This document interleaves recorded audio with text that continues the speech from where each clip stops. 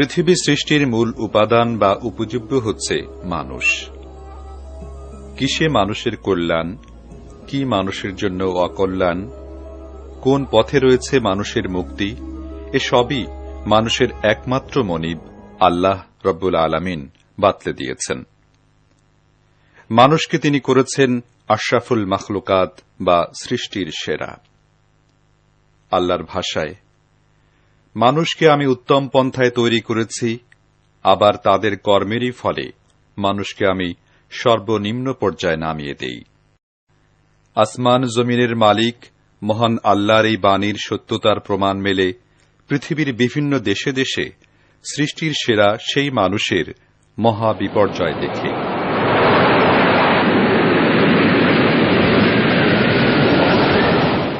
পৃথিবীর ইতিহাস থেকে জানা যায়, সেই প্রাচীনকাল থেকে বর্তমান সময় পর্যন্ত বিভিন্ন প্রেক্ষাপটে মানুষের উপর নেমে এসেছে নানা দুর্যোগ, নানা বিপর্যয়।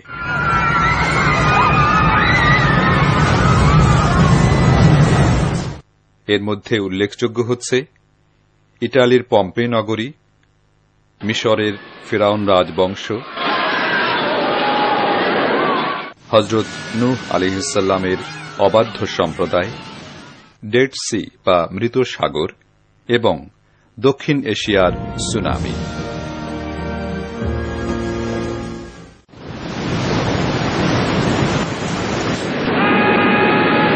জিলজাল বা ভূমিকম্প আল্লাহর একটি নিদর্শন।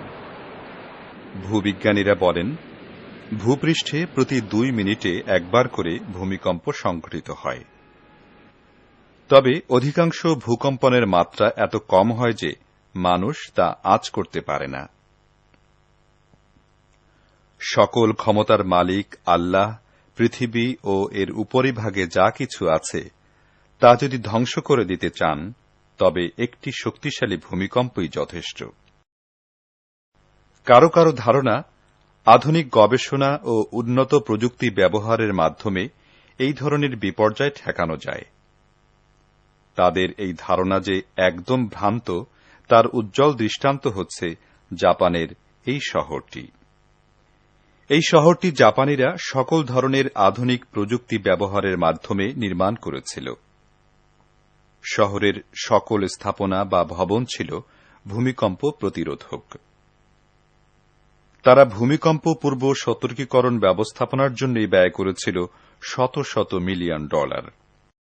কিন্তু তাদের সকল আশা ও স্বপ্ন ব্যর্থ হয়ে যায় 2000 সালের 23 আগস্ট 12.59 মিনিট স্থায়ী 9.6 মাত্রার একটি ভূমিকম্প।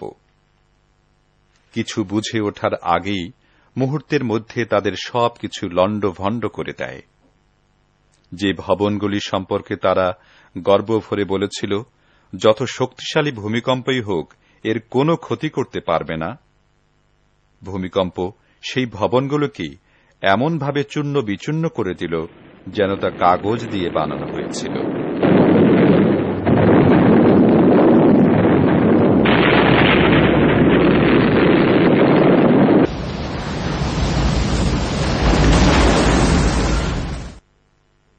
এ সম্পর্কে মহান রব্বুল আলামিন বলেন, أفلم يروا إلى ما بين أيديهم وما خلفهم من السماء والأرض إن نشأ نخسف بهم الأرض أو نسقط عليهم كسفا من السماء إن في ذلك لآية لكل عبد منيب। তারা কি সেই আসমান ও জমিন কখনো দেখে নাই, যা তাদেরকে সামনে ও পিছন থেকে ঘিরে রেখেছে? আমরা ইচ্ছা করলে এদেরকে জমিনে গেড়ে দেব, কিংবা আসমানের কিছু টুকরো এদের উপর ফেলে দেব। মূলত এতে নিদর্শন রয়েছে এমন প্রত্যেক ব্যক্তির জন্য যারা আল্লাহর দিকে রুজু থাকতে সব সময় প্রস্তুত থাকে। 2004 সালের ডিসেম্বর মাসের শেষ দিকে এশিয়া মহাদেশের প্রায় 8টি দেশের সমুদ্রকূলের লোকেরা যখন প্রশান্ত চিত্তে ঘোরাফেরা করছিল, কেউ ছিল গভীর ঘুমে আচ্ছন্ন, কেউ বা আবার নেশাগ্রস্ত হয়ে ইংরেজি নববর্ষ উদযাপনের মহড়া দিচ্ছিল। কেউ কেউ প্রায় বিবস্ত্র হয়ে সমুদ্র পাড়ে সূর্য স্নানে ছিল মগ্ন। বিদেশি পর্যটকরা নিজ দেশের শীতের তীব্রতা থেকে বাঁচার জন্য নাতিশীতোষ্ণ এশিয়াতে এসে সমুদ্র তীরে মেতে উঠেছিল আনন্দ ফুর্তিতে। ঠিক তখনই তাদেরকে ঘিরে ফেলল এক মহা দুর্যোগময় প্রলয়ঙ্কারী ভূমিকম্প। সমুদ্র তলদেশের এই ভূমিকম্প সমুদ্রকে টালমাটাল করে তোলে। এর নাম দেয়া হয় সুনামি।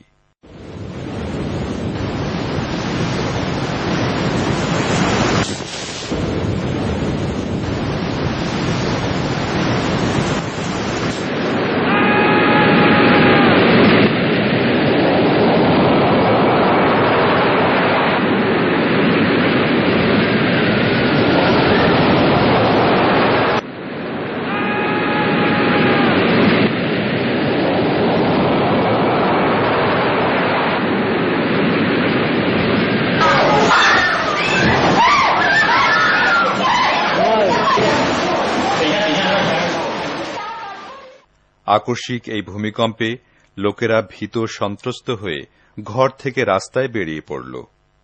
কোথাও তারা এতটুকু আশ্রয় খুঁজে পেল না।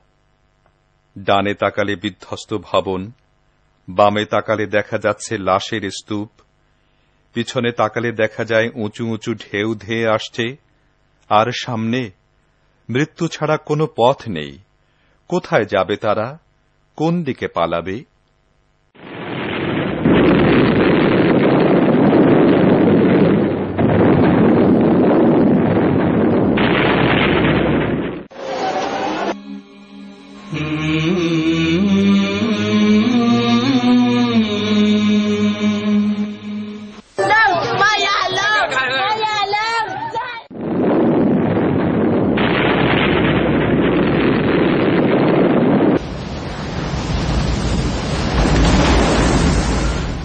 স্মরণকালের এই বিভীষিকাময় ঘটনায় ইন্দোনেশিয়ায় মারা যায় 2,02,800 জন, থাইল্যান্ডে 10,313 জন, ভারতে 20,500 জন, শ্রীলঙ্কায় 30,882 জন। এছাড়া ইউরোপীয় পর্যটক মারা গেছেন 2,000 এবং নিখোঁজ রয়েছেন প্রায় 7,000।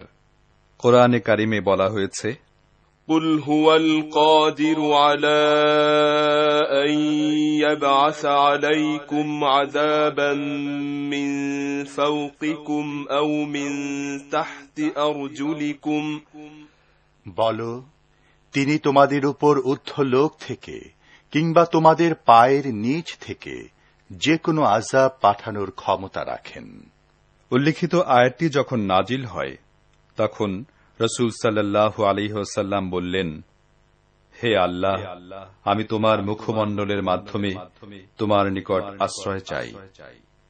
এভাবে রাসূল সাল্লাল্লাহু আলাইহি ওয়াসাল্লাম ভূমিধস, ভূমিকম্প থেকে আল্লাহর আশ্রয় চেয়েছেন।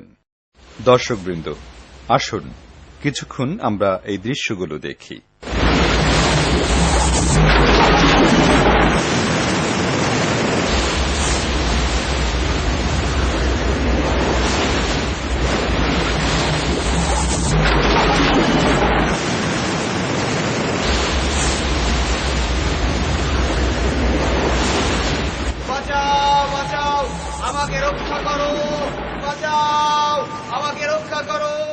কখনো কখনো বাতাসের তীব্রতা প্রচণ্ড ঝড়ে পরিণত হয়ে ঘরবাড়ি সবকিছু ধ্বংস করে দেয়।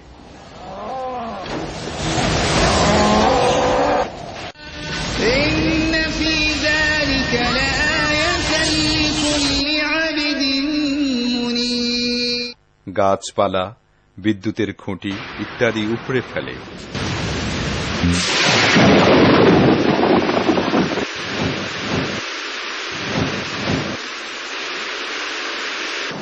জাহাজ, স্টিমার ডুবিয়ে দেয়।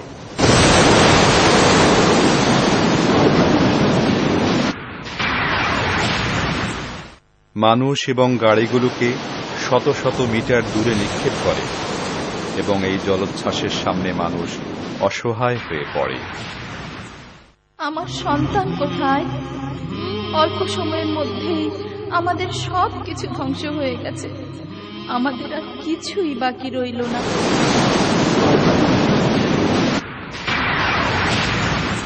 প্রলয়ঙ্কারী একটি ঝড় একটি আধুনিক শহরকে অল্প সময়ের মধ্যে ধ্বংসস্তূপে পরিণত করে দিল। শহরের অধিবাসীরা যে ভবনগুলোকে নিয়ে গর্ব করত, সেগুলোকে মুহূর্তের মধ্যে মাটিতে মিশিয়ে দিল।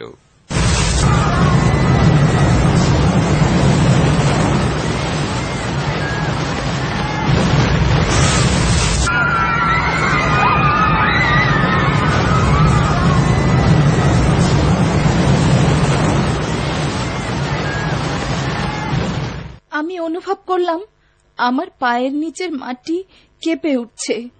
আমার ছেলেকে অনেক খোঁজাখুঁজি করে পেলাম এবং দেখলাম সে মারা গেছে।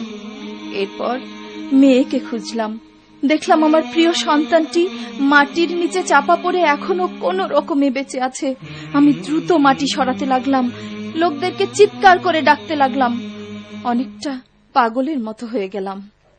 ভূমিকম্প দেখে আমি ভয় পেয়ে গেছি।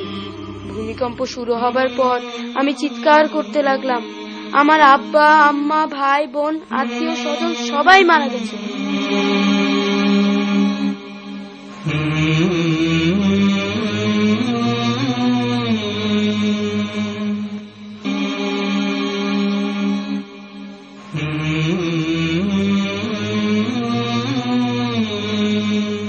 কোরআনে কারিমে বর্ণিত হয়েছে, أأمنتم من في السماء أن يخسف بكم الأرض فإذا هي تمور। তোমরা কি ভুলে গিয়েছ সেই মহান সত্তাকে যিনি আকাশে রয়েছেন? তিনি তোমাদেরকে মাটিতে বিধ্বস্ত করবেন এবং এই জমিন সহসা হ্যাচকার টানে টলটলায়মান হয়ে কাঁপতে শুরু করবে। এই ধরনের ভয়াবহ একটি সুনামি 1896 সালে জাপানের কয়েকটি শহরে বা এলাকায় আঘাত এনেছিল, যার ঢেউ 7 তলা পর্যন্ত উঠেছিল এবং এতে 26,000 লোক প্রাণ হারায়।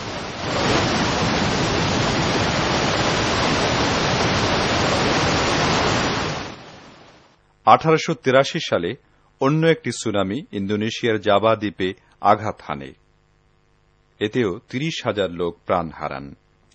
এছাড়া 1964 সালে আলাস্কায়, 1983 সালে পশ্চিম জাপানে এবং 1998 সালে পাপুয়া নিউগিনিতে সুনামি আঘাত হানে। এখানে ঢেউয়ের উচ্চতা ছিল 40 ফুট। এসব সুনামিতেও অসংখ্য বনি আদম প্রাণ হারান। কোরআনের ভাষায়, ظهر الفساد في البر والبحر بما كسبت أيدي الناس। জলে স্থলে যত বিপর্যয়, এ সবই মানুষের নিজেদের কর্মের ফল। এত বড় মহা বিপর্যয় ধ্বংসলীলার মধ্যেও রব্বুল আলামিন তার কুদরতের নিশানা দেখিয়েছেন। তিনি যে সব কিছুই করতে পারেন, তার হুকুম ছাড়া যে গাছের পাতাটিও নড়ে না, তার উজ্জ্বল দৃষ্টান্ত ইন্দোনেশিয়ার আচেহ অঞ্চলের মসজিদগুলো। বিশ্বের বিভিন্ন স্যাটেলাইট চ্যানেলগুলো যখন সুনামির দৃশ্য প্রচার করছিল, তাতে স্পষ্টত দেখা যায় যে এই মসজিদে আশ্রয় গ্রহণকারী সবাই অক্ষত অবস্থায় রয়েছেন। কাজু গ্রামের ঘর বাড়িগুলো ঢেউয়ের আঘাতে যখন অস্তিত্বহীন, তখন গ্রামের এই মসজিদটি বিস্ময়করভাবে অক্ষত রয়েছে। দেয়ালে সামান্য ফাটল ধরেছিল মাত্র। শায়েখ তুকু কাবি আলী বলেন, ওই গ্রামের প্রায় 100 মানুষ এই দুটি মসজিদে আশ্রয় গ্রহণ করে আশ্চর্যজনকভাবে বেঁচে যান। আচেহ এলাকার লোকদের মতো আমাদেরও দৃঢ় বিশ্বাস, আল্লাহর অসীম কুদরতের ফলেই এই মসজিদ ও মানুষগুলো অক্ষত অবস্থায় রয়েছেন এবং যার একান্ত করুণায় তারা বেঁচে আছে, সেই মাবুদের বড়ত্ব ও উলুহিয়াতের ঘোষণা ধ্বনি মুখরিত হচ্ছে তাদেরই কণ্ঠে।